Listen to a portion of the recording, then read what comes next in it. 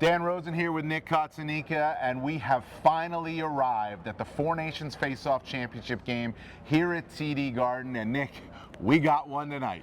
USA against Canada, and forget about the hockey world. The walls of the hockey world have been broken down. This is, everybody is interested in this. And Nick, what does this mean for hockey? That's it right there.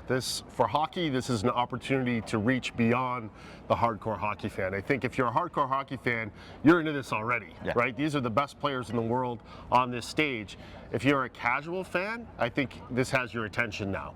And so this is an opportunity to show the best of this sport to a wider audience. Yeah, no doubt. Listen, I mean, the U.S. team got a call from the President of the United States this morning before their morning skate. This game is arguably the biggest hockey game to be played on U.S. soil since the 1980 Olympics in Lake Placid. We could talk about 2002, Salt Lake, U.S.-Canada gold medal, but when you go to 1980, that's what people are getting to. And there's part of that is the politically charged environment, which is understandable, but I find it hard to believe that this game means more for the U.S. than it does for Canada. Now listen, the U.S. hasn't won a best on best since 1996. Canada's won 4 of the last 5.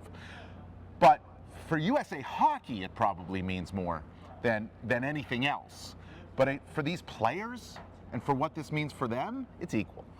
For the individual players, it's equal. I mean, Connor McDavid, Cale Makar, Nathan MacKinnon, go down the list, haven't had a chance to play for their country in a best-on-best tournament. So for the individual players, yes. For USA Hockey, though, it's way bigger than it is for Canada. Salt Lake City in 2002 was the biggest game since 1980. They didn't win. Yeah. They went up to Vancouver, made the gold medal game, went to overtime. They didn't win. They faced Canada in the semifinals in Sochi. They didn't win. I think if they win tonight, the Americans, this could have, a huge impact on hockey in the United States. If they don't win, it'll still have an impact, but it won't be as great. Listen, they won at the Bell Center just a couple of nights ago, Saturday night. They won 3-1, and they did so with a terrific defensive effort. So how does the U.S. now get it done again? They've got to do that again. I think you look at that Canadian lineup and all the offensive talent that it has, and now you add Cale Makar, arguably the best defenseman in the world, who didn't play Saturday night in Montreal. That's a potent group. So I think they've got to find a way to get a lead like they did last time, and they got to find a way to shut it down like they did last time. I think they have the edge and goal with Connor Hellebuyck. I think he's going to have to be key in this game.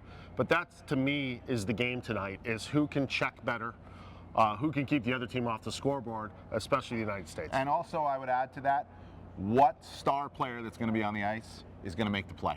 Right? Who's going to make the play that makes the difference? Of note, too, Jordan Binnington, he's won a Game 7 of the Stanley Cup Final right here out on this ice. He'll be in Canada's net. You said Hellebuyck. Charlie McAvoy, though, Nick, final thought here. Charlie McAvoy's not in the U.S. lineup because he's out with an upper body injury. He's been admitted to the hospital. That's a huge loss. Forgive the pun, but it's a huge hit. Yeah. I mean, he got hurt in the first game, came out, set Connor McDavid flying in the second game, was throwing his body like he wasn't hurt. So it is a huge loss. And the United States is already down Quinn Hughes, the reigning Norris Trophy winner. So that's 2 big losses for the United States.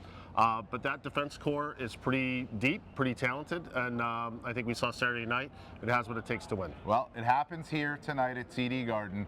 The Four Nations Face-Off Championship game, Canada and the U.S. Everybody's watching, and to steal a line from Mike Sullivan, it's a celebration of hockey.